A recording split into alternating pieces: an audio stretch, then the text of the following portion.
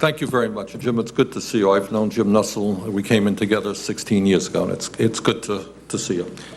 Jim, let me tell you the concerns that I have with your nomination.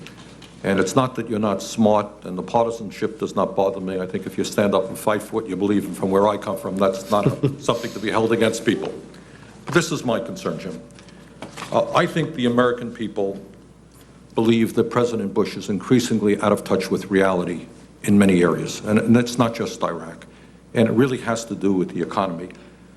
Today we have heard from Senator Gregg and others that the economy is really robust, is a word they use here in Washington. Let me ask you this. Since Bush has been president, over 5 million people have slipped into poverty. Nearly 7 million Americans have lost their health insurance. Median household income has gone down by nearly $1,300. 3 million manufacturing jobs have been lost. 3 million American workers have lost their pensions. Home foreclosures are now the highest on record. The personal savings rate is below zero, which hasn't happened since the Great Depression. The real earnings of college graduates have gone down by about 5% in the last few years.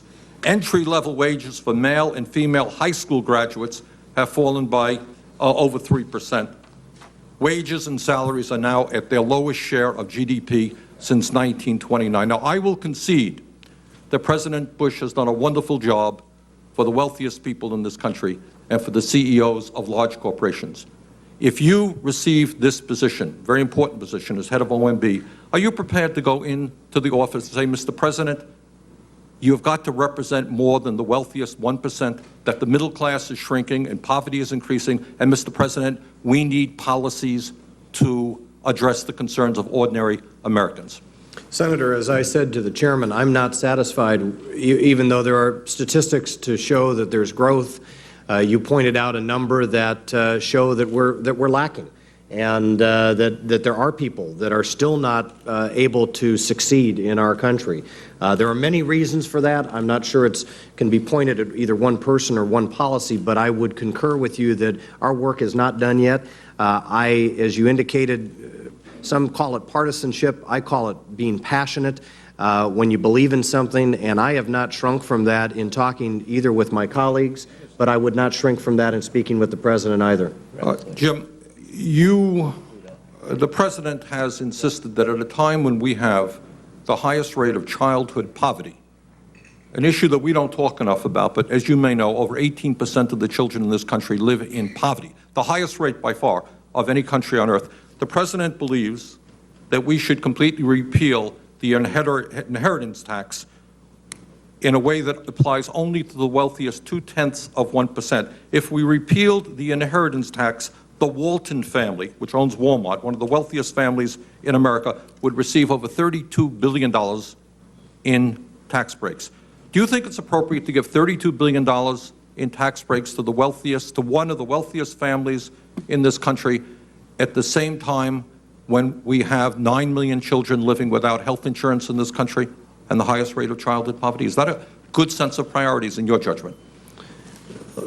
First of all, Senator, any witness, any nominee on the part of an administration will most likely represent that administration. I concede that. That would be true under the Clinton administration or the Bush, no matter who the administration is. The people that they nominate need to work with them. We serve at the pleasure. Jim, you know my question. I know your question, and I respect it because I know you, and I. $32 billion in tax breaks for one family, and the President cuts back on programs for our children.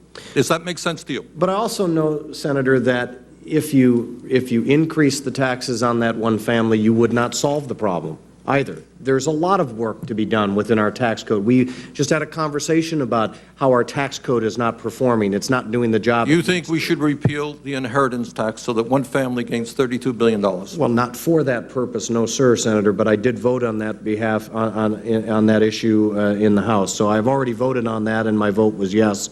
I will report to you as I know you know. I know. You know I know. I know.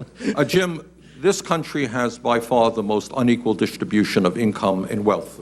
Senator Gregg was talking about how the wealthy are paying all of the taxes. He forgot to tell us that the top 300,000 Americans now earn nearly as much income as the bottom 150 million Americans. 300,000, 150 million. The gap between the rich and the poor is growing wider. These hedge fund guys are making more money than anyone could possibly imagine. Does that growing gap between the rich and the poor in America, which is now by far the highest in the industrialized world, concern you? Oh, yeah, yes, sir, it does. But I would say to my friend that my view is that we should do everything we can to help the people who aren't succeeding, who are poor, succeed. And I don't think that has to be done to the detriment of people who have been successful. Well, I would just say that that's the line we have heard, but in reality what has happened in the last 6 years is that spread has become much wider. We've given tax breaks to billionaires and cutback programs for the middle class and working families. I think, Mr. Chairman, my time has expired. I thank the senator. Senator Grassley. Yeah. The senator from Vermont's a friend of mine and works with me, and I'm not going to take issue